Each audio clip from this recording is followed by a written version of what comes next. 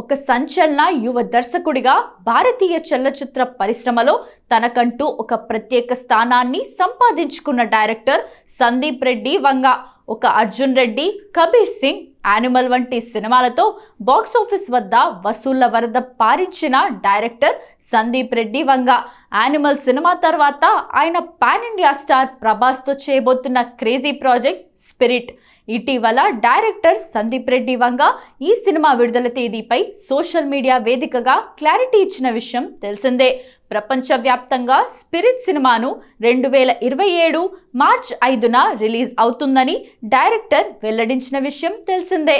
అయితే 2027 March 5న cinema release కావటానికి అసలు కారణం తెలుసా? స్పిరిట్ విడుదల తేదీని గమనిస్తే 2027 మార్చ్ 5 ఆ రోజు శుక్రవారం అవుతుంది.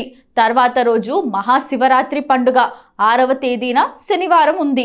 దాని తర్వాత వచ్చే రోజు ఆదివారం 7వ తేదీ అవుతుంది.